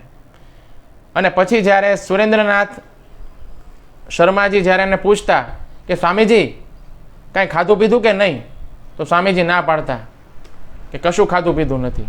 ત્યારે સુરેન્દ્રનાથજી કહેતા કે ભાઈ હું મારા ઘરેથી જે કાંઈ ખાવા પીવાનું લાવ્યો હોઉં, ટિફિન લાવ્યો હોઉં, એનું શેરિંગ હું સ્વામીજી સાથે કરતો અને અમે એમાંથી ખાતા. તો આ રીતની તપસ્યા એ પ્રભુપાદે પોતાના જીવનમાં કરી અને આ રીતની તપસ્યા કરી અને પ્રભુપાદે પોતાના પુસ્તકો લખ્યા છે. આ રીતની તપસ્યા કરી, પૈસા બચાવી અને પ્રભુપાદે ભગવાનનો સંદેશ એમના પુસ્તકોની અંદર લખ્યો છે અને આ પુસ્તકો છે તેને આપણને આપ્યા છે. અને આપણું દુર્ભાગ્ય જુઓ, અત્યારે આટલા સરળતાથી આપણને પુસ્તકો પ્રાપ્ત થાય છે અને આપણે આ પુસ્તકો વાંચતા નથી. આપણને આ પુસ્તકોની વેલ્યુ ખબર નથી. આપણા ઘરે આ પુસ્તક કદાચ હશે, પ્રભુપાદની ભગવદ્ ગીતા હશે, પણ એમાંથી બહુ જૂજ એવા લોકો હશે જેણે પ્રભુપાદની ભગવદ્ ગીતાને ખોલીને વાંચીને સમજવાનો પ્રયાસ કર્યો હશે. આજે આખા વિશ્વની અંદર ઘણા બધા એવા ભક્તો છે કે જે શીલ પ્રભુપાદની ભગવદ્ ગીતા યથારૂપ વાંચી અને ભક્ત બન્યા હશે. પ્રભુપાદની જે ભગવદ્ ગીતા છે તે એક બોમ્બ છે, બોમ્બ સમાન છે. કોઈ પણના ઘરની અંદર જશે પ્રભુપાદની ગીતા તો એ બોમ્બ ક્યારેક ને ક્યારેક તો ફાટશે જ તે. અને એ બોમ્બ જ્યારે ફાટે છે ત્યારે શું થાય છે તો કે ગળામાં કંઠીની માળા આવી જાય છે અને માથાના વાળ ઉડી જાય છે. આવો ચમત્કાર થાય છે. તો આખા વિશ્વની અંદર ઘણા બધા લોકો આ પ્રભુપાદની ભગવદ્ ગીતા વાંચી અને ભગવાનના ભક્ત બન્યા છે, ભગવાનની ભક્તિમાં લાગ્યા છે, કૃષ્ણ ભક્તિની અંદર લાગ્યા છે. તો આ પ્રભુપાદની ભગવદ્ ગીતાનો એક ચમત્કાર છે. તો પ્રભુપાદ છે તે કોણ છે તો કે ભગવાનના સેનાપતિ ભક્ત છે. ચૈતન્ય ભાગવતની અંદર એવી ભવિષ્યવાણી છે કે યદિ પાપી ધર્મ છાડી દૂર દેશે જાય, મોર સેનાપતિ ભક્ત જારી બે તથાય. એટલે કે કહ્યું છે ચૈતન્ય મહાપ્રભુએ કે મારો એક સેનાપતિ ભક્ત આવશે જે વિદેશની ધરતી ઉપર જશે સમુદ્ર પાર કરીને અને મારા નામનો પ્રચાર આખા વિશ્વની અંદર, આખી પૃથ્વીની અંદર કરશે. એ બીજું કોઈ નહીં પણ કોણ હતું? શીલ પ્રભુપાદ હતા, કે જેમણે ચૈતન્ય મહાપ્રભુની ભવિષ્યવાણી ને સાચી કરીને બતાવી. અને એમના ગુરુ મહારાજનો પણ આદેશ હતો કે તમારું અંગ્રેજી ખૂબ સારું છે, તમે ખૂબ ભણેલા ગણેલા યુવક છો, તો તમે વિદેશની ધરતી ઉપર જઈને પ્રચાર કરો. તો પ્રભુપાદની પાસે ન તો ધનનું બળ હતું, ન તો તનનું બળ હતું, અને ન તો લોકોનું બળ હતું, ન તો કોઈ શસ્ત્રનું બળ હતું. ઘણા બધા ધર્મની અંદર પ્રચારકો થયા છે જેમણે શસ્ત્રના જોર ઉપર પ્રચાર કર્યો છે. ઇસ્લામ ધર્મનો પ્રચાર છે તો એમાં શસ્ત્રના જોર ઉપર એમણે પ્રચાર કર્યો છે. ઘણા લોકોએ ધનના બળ ઉપર પ્રચાર કર્યો છે. જે ઈસાઈ ધર્મ છે એનો પ્રચાર વધારે થયો હોય તો ધનના બળ ઉપર થયો છે. અને પ્રભુપાદ પાસે તો આમાંથી કાંઈ નહોતું. ધનનું બળ પણ નહોતું, તન એટલે શરીરનું બળ પણ નહોતું, લોકોનું બળ તો કે અનુયાયીઓ પણ નહોતા, લોકોનું બળ પણ નહોતું, કોઈ શસ્ત્રનું બળ પણ નહોતું. પ્રભુપાદ પાસે માત્ર બે જ બળ હતા. એક તો હરિનામનું બળ હતું, ભગવાનના નામનું બળ હતું, ભવિષ્યવાણી હતી ચૈતન્ય મહાપ્રભુની, અને ગુરુ મહારાજનો આદેશ હતો, એમાં દૃઢ વિશ્વાસ હતો. અને પ્રભુપાદ ભગવાનને સંપૂર્ણપણે સમર્પિત થઈ અને વિદેશની ધરતી ઉપર ગયા સમુદ્રી જહાજની અંદર બેઠીને. સમુદ્રી જહાજની અંદર પણ કાર્ગો શિપની અંદર જ્યારે ગયા તો એમને 2 જીવલેણ હૃદય રોગના હુમલા આવ્યા. અને પછી એમણે ભગવાનને પ્રાર્થના કરી કે હે ભગવાન, હવે કદાચ જો ત્રીજો હુમલો આવશે તો કદાચ હું આ દુનિયામાં રહું જ નહીં, એવું બને. ભારતની ધરતીને છોડી અને આટલે બધે દૂર હું તમારા નામનો તો પ્રચાર કરવા માટે આવ્યો છું. માટે હે ભગવાન, હવે હું તમારા હાથની કઠપૂતળી છું. તમારે મને જે રીતે નચાવી હોય એ રીતે નચાવો. તમે કઠપૂતળીને જોઈ છે ને કે કઠપૂતળી છે એ જ્યારે નાચતી હોય ને તો આપણને એમ થાય કે ભાઈ કઠપૂતળી છે તે ઓટોમેટિક નાચે છે, પરંતુ એવું નથી. એની ઉપર એક સૂત્રધાર હોય છે, જે સૂત્રધાર આંગળીના ઈશારાથી એ કઠપૂતળી છે તે નાચે છે. અને એ સૂત્રધાર કોણ છે તો કે કૃષ્ણ છે. તો પ્રભુપાદ કૃષ્ણને વિનંતી કરે છે કે તમે મારા સૂત્રધાર બનો અને હું તમારી કઠપૂતળી, તમારે જેમ મને નચાવી હોય એ રીતે નચાવું. પોતાની જાતને સંપૂર્ણપણે પ્રભુપાદ છે તે ભગવાનને સમર્પિત કરી દે છે, સંપૂર્ણ રીતે ભગવાનની શરણાગતિ લઈ લે છે. તો એ જ રાત્રે ભગવાન કૃષ્ણ એમના સપનાની અંદર આવે છે અને કહે છે, ચિંતા ન કરો ભક્તિ વેદાંત, હું તમારી સાથે છું. આ જહાજની કમાન મેં પોતે સંભાળી લીધી છે અને તમારે બિલકુલ ડરવાની જરૂર નથી. અને એક ચમત્કાર થાય છે. સમુદ્રની અંદર પાણી જે છે એકદમ શાંત થઈ જાય છે. જહાજના જે કેપ્ટન હોય છે, કેપ્ટન પંડ્યા, એ પણ ભક્તિવેદાંત સ્વામી પ્રભુપાદને આવીને એમ કહે છે કે સ્વામીજી, તમે અવારનવાર અમારી સાથે યાત્રા કરવા આવો તો કેટલું સારું, કારણ કે તમે આજે અમારા જહાજની અંદર છો તો સમુદ્ર આજે એટલો બધો શાંત છે કે આટલો સમુદ્ર ક્યારેય આની પહેલાં શાંત તમે જોયો નથી. તો જુઓ, ભગવાને એમના શુદ્ધ ભક્ત માટે શું કર્યું તો કે આખા સમુદ્રની લહેરોને શાંત કરી દીધી ને સમુદ્રને એકદમ શાંત કરી દીધો. ભગવાને એમના ભક્ત માટે એવી વ્યવસ્થા કરી જેથી કરીને પ્રભુપાદને ત્રીજો હૃદય રોગનો હુમલો ન આવે. એટલા માટે ભગવાને સમુદ્રના પાણીને એકદમ શાંત કરી દીધું. તો જ્યારે તમે ભગવાનનું કાર્ય કરવા માટે જાઓ છો, ભગવાનનો પ્રચાર કરો છો, તો ભગવાન શું કરે છે? તમને મદદ કરે છે. ભગવાનની શક્તિનો આવેશ તમારી અંદર થઈ જાય છે અને ભગવાન જે છે એની શક્તિ અને કૃપાની મદદથી તમે ભગવાનનું કાર્ય છે તે આગળ કરી શકો છો. એને એટલા માટે જ પ્રભુપાદ જે છે તેના નામની આગળ શું લગાડવામાં આવે છે? કૃષ્ણ કૃપા મૂર્તિ. ભગવાન કૃષ્ણની જે કૃપા છે તેના મૂર્તિમાન સ્વરૂપ જો કોઈ હોય તો એ કોણ છે? શ્રીલ પ્રભુપાદ છે. ભગવાન કૃષ્ણની પારાવાર કૃપા એમના ઉપર હતી અને એટલા માટે જે વિદેશની ધરતી ઉપર માત્ર ખીચાની અંદર 40 રૂપિયા હોવા છતાં ગયા અને આટલું મોટું ઇસ્કોનનું એમ્પાયર એ ખડું કરી શક્યા. કોની શક્તિની મદદથી? ભગવાનની શક્તિની મદદથી. આટલું મોટું મેનેજમેન્ટ કરવું, આટલા બધા ભક્તો જે છે તેનો સમાજ ઊભો કરવો, આટલા શિષ્યો બનાવવા, આટલા મંદિર બનાવવા, આપણે આપણા આખા જીવનકાળ દરમિયાન એક મકાન પણ કરવું હોય ને તો આપણે લોઢાના ચણા ચાવવા જેવું આપણને લાગે છે. એમણે પોતાના જીવનકાળ દરમિયાન 70 વર્ષની ઉંમરે 108 મંદિર બનાવ્યા, આખા વિશ્વનું 14 વખત પરિભ્રમણ કર્યું. કોઈ નાની સૂની વાત છે? એકદમ અસામાન્ય વાત છે. તો પ્રભુપાદ જે છે તે એવા વ્યક્તિ છે કે જેને ભારત રત્ન તો એમના માટે બહુ નાનો એવોર્ડ છે. પ્રભુપાદ તો આખા પૃથ્વીનું રત્ન હતા અને એમણે જે કાંઈ પણ કાર્ય કર્યું તે ન ભૂતો ન ભવિષ્યથી એકદમ અસામાન્ય કાર્ય એમણે કરી બતાવ્યું. જે 70 વર્ષની ઉંમરે વ્યક્તિ પથારીની અંદર પડ્યો હોય, ઘણી બધી બીમારીઓ એના શરીરની અંદર હોય, શરીરની લિમિટેશન્સ હોય અને પથારીની અંદર પડીને આરામ કરવાનો સમય હોય, એવા સમયે વિશ્વના કલ્યાણ માટે, વિશ્વના લોકોના ઉદ્ધાર માટે પ્રભુપાદ સમુદ્ર પાર જાય છે. કોઈ સંન્યાસીને સમુદ્રની પાર જવાની પરમિશન નહોતી, પણ આપણા જેવા બદ્ધ લોકોના, પાપી લોકોના ઉદ્ધાર માટે પ્રભુપાદે દેશ છોડ્યો અને ગુરુ મહારાજના આદેશનું પાલન કરવા માટે થઈને સમુદ્ર પાર ગયા અને ભગવાનના નામનો એમણે પ્રચાર કર્યો અને બદ્ધ જીવોનો, ઘણા બધા બદ્ધ જીવોનો એમણે ઉદ્ધાર કર્યો. તો પ્રભુપાદે આટલું બધું કષ્ટ વેઠી અને જે પુસ્તકો લખ્યા છે, તો આપણું એકદમ કર્તવ્ય છે કે આપણે આ બધા પુસ્તકોને વાંચીએ. પ્રભુપાદે કહ્યું છે કે આજે પણ હું જીવતો છું મારા પુસ્તકોની અંદર. તમે જ્યારે પણ પુસ્તકો ખોલશો તો પ્રભુપાદની વાણીનો લાભ તમને પુસ્તકોમાંથી પ્રાપ્ત થશે. તમે પ્રભુપાદનો સાક્ષાત સંગ એમના પુસ્તકો દ્વારા કરી શકો છો. જ્યારે પણ પુસ્તકો આપણે ખોલીએ છીએ અને વાંચીએ છીએ તો પ્રભુપાદ એમાંથી બોલે છે અને પ્રભુપાદના દરેકે દરેક શબ્દો આપણા સુધી પહોંચે છે. પ્રભુપાદનો ડાયરેક્ટ સંગ કરવો એટલે એમના પુસ્તકોને વાંચવા.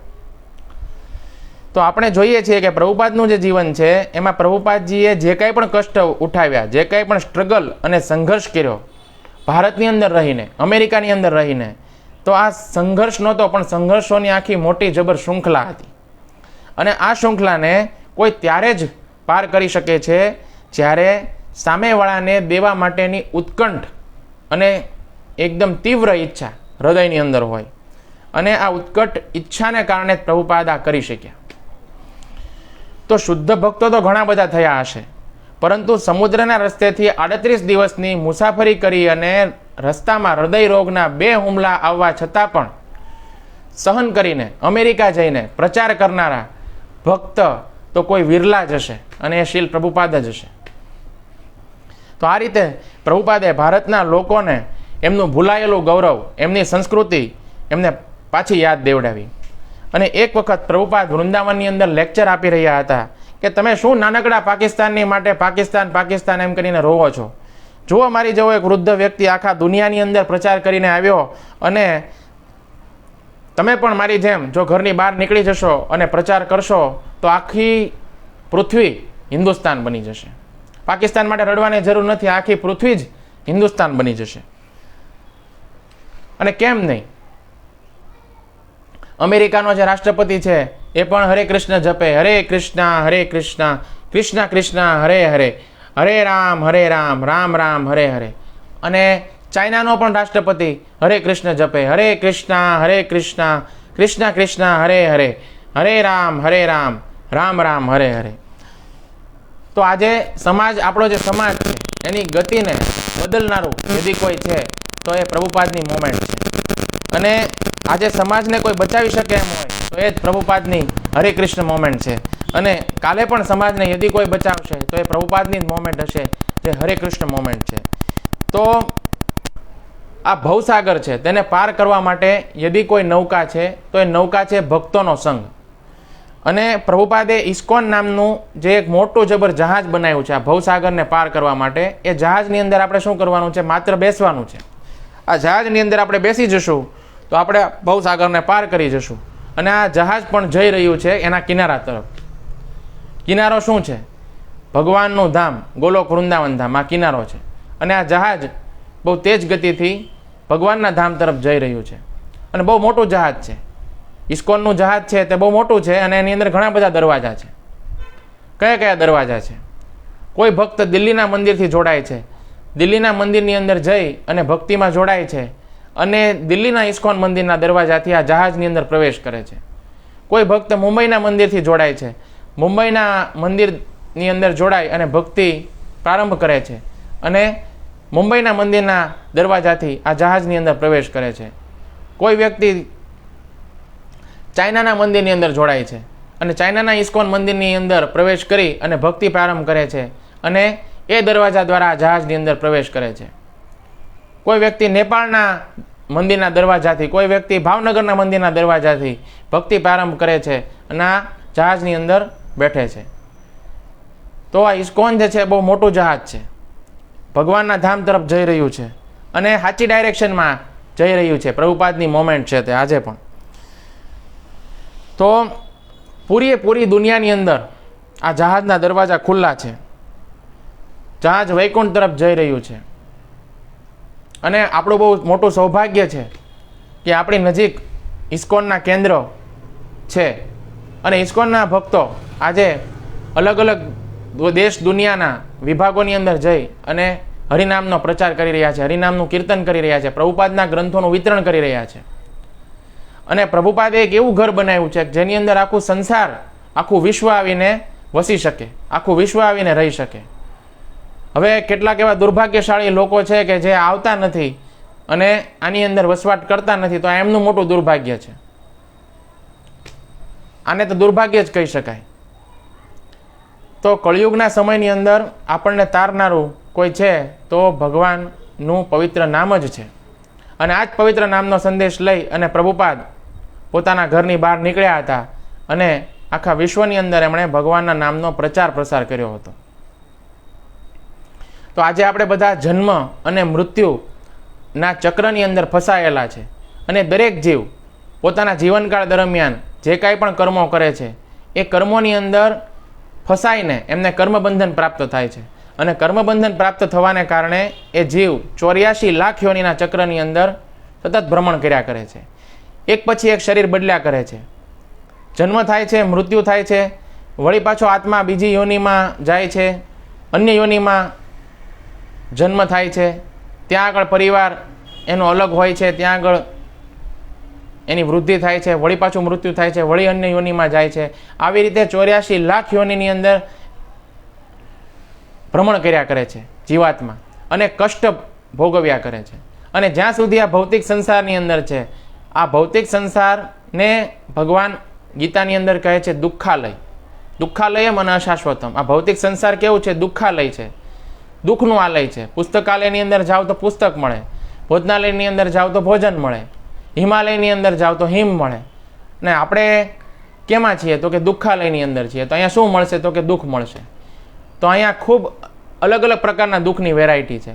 કોઈ સ્ત્રી છે દુકાનની અંદર જાય અને એમ કે સાડી બતાવો તો છે ને દુકાનદાર અલગ અલગ પ્રકારની ઘણી બધી સાડીની વેરાયટી બતાવે. તો અહીંયા વેરાયટી છે પણ દુઃખની અલગ અલગ પ્રકારની વેરાયટી છે. અલગ અલગ પ્રકારના દુઃખ, જાત જાતના દુઃખ. તો આ દુઃખ જે છે એમાંથી મુક્તિ પામવાનો એકમાત્ર રસ્તો છે ભગવાનના ધામની પ્રાપ્તિ. જો આપણને થઈ જાય તો ફરીથી ભગવાન એમ કહે છે યદ્ગત્વાન નિવર્તન્તે તદ્ધામ પરમમ મમ. ભગવાન ગીતામાં કહે છે એક વખત જે મારા ધામને પ્રાપ્ત કરે છે ફરીથી આ દુઃખાલયની અંદર આવતો નથી. અને ભગવાનનું ધામ પ્રાપ્ત કેવી રીતે થાય? તો કે યમ યમ વાપી સ્મરણ ભાવમ ત્યજદંતી કલેવરમ. એટલે કે અંતિમ સમયે, મૃત્યુના સમયે જો ભગવાનનું સ્મરણ થાય, ભગવાનનું નામ આપણને યાદ આવે તો આપણે ભગવાનના ધામમાં ચાલ્યા જઈએ. અને ભગવાનનું નામ યદી યાદ ન આવ્યું તો ફરી પાછું આ 84 લાખ યોનિનું જે ચક્ર છે તેમાં ફરી પાછા આપણે ફરવાનું થશે. અને અંતિમ સમયે ભગવાનનું નામ ક્યારે યાદ આવે? જો આખું જીવન ભગવાનનું ભજન કર્યું હોય, આખું જીવન ભગવત ભજન કર્યું હોય, ભગવાનનું નામ લીધું હોય, ભક્તોનો સંગ કર્યો હોય, ભગવાનનું સ્મરણ કર્યું હોય, ભક્તિ કરી હોય, તો અંતિમ સમયે આપણને ભગવાન યાદ આવે. નહીતર પછી બેંક બેલેન્સ, પદ, પ્રતિષ્ઠા, પૈસો, પત્ની, પરિવાર આ બધું યાદ આવે. અને પછી આત્મા જે છે તેની દુર્ગતિ થાય અને 84 લાખ યોનિના ચક્રમાં ફરી પાછું ફરવું પડે. ફરી પાછા હતા ત્યાંના ત્યાં આપણે આવી જઈએ. અને 84 લાખ યોનિમાં પણ મનુષ્ય જન્મ છે અતિશય દુર્લભ છે, કારણ કે મનુષ્ય જન્મમાં જ ભજન થઈ શકે છે. બીજા અન્ય યોનિની અંદર વ્યવસ્થા નથી કે જેમાં ભજન થઈ શકે. તો આ જે ઇસ્કોન સંસ્થા છે તે શું કાર્ય કરે છે? આ જીવાત્મા જે 84 લાખ યોનિના ચક્રની અંદર ફસાયેલો છે એને એમાંથી મુક્ત કરાવી અને પોતાનું જે ઓરિજિનલ ઘર ગોલોક વૃંદાવન ધામ છે, જે ભગવાનનું ધામ છે, ત્યાં આગળ પહોંચાડવાની ફ્રીમાં ટિકિટ આપે છે. ત્યાં આગળ પહોંચાડવાની જે સેવા છે તે ઇસ્કોન કરે છે. કાયમી છુટકારો, બધા દુઃખમાંથી કાયમી છુટકારો, કાયમી ઉકેલ થઈ જાય. મનુષ્યની જે કાંઈ પણ સમસ્યાઓ છે તેનો કાયમી ઉકેલ થઈ જાય એના માટે થઈને ઇસ્કોન કાર્યરત છે.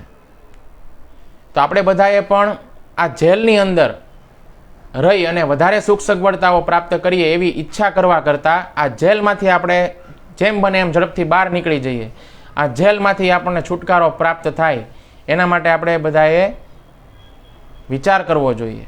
એના માટે એક બુદ્ધિશાળી મનુષ્ય પ્રયત્ન કરવો જોઈએ. આ જેલની અંદર વધારે સુખ સગવડતા પ્રાપ્ત કરવી એ બુદ્ધિમાની નથી, એ તો મૂર્ખામી છે. પરંતુ આપણે આ જેલમાંથી બહાર કઈ રીતે નીકળવું એ માટે એક બુદ્ધિમાન મનુષ્ય છે તે હંમેશા પ્રયત્નશીલ રહે છે, હંમેશા પ્રયત્ન કરે છે. તો આજે આપ બધાની સમક્ષ મેં જે કાંઈ પણ પ્રભુપાદના ગુણગાન કર્યા એમાં ચોક્કસપણે કોઈક ને કોઈ ખામી અને કોઈ ભૂલ રહી ગઈ હશે તો એના માટે હું ક્ષમા ચાહું છું. કારણ કે મારી કોઈ લાયકાત નથી કે પ્રભુપાદ જેવા મહાપુરુષ વિશે હું કાંઈ બોલી શકું, કાંઈ એમના ગુણગાન કરી શકું. પરંતુ એક ઈચ્છા હતી કે દ્રશ્ય શ્રાવ્ય માધ્યમ દ્વારા જે કોઈ પણ લોકો જોઈ રહ્યા છે એમના સુધી પ્રભુપાદ છે તેમની મહિમાને પહોંચાડવી, એમનું ગુણગાન કરવું. અને યેન કેન પ્રકારેણ તમે પણ ઇસ્કોન સંસ્થા સાથે જોડાવ અને ભક્તિમાં જોડાવ અને તમારું પણ કલ્યાણ થાય એવી એક ભાવના સાથે આ વિડીયો બનાવવાનો એક ભાવ હતો. તો આપ સૌએ મને શાંતિથી સાંભળ્યો એ બદલ આપ સૌનો ખૂબ ખૂબ આભાર. આજના દિવસ માટે આટલું જ. ફરી પાછા મળીશું. હરે કૃષ્ણ કૃષ્ણ કૃષ્ણ હરે હરે, હરે રામ રામ રામ હરે હરે. श्रील प्रभुपाद की जय. लेक्चर सुनने वाले सब भक्त वृंद की जय. हरे कृष्ण महामंत्र की जय. निताय गौर श्री हरि प्रेमानंदे. हरि हरि बोल.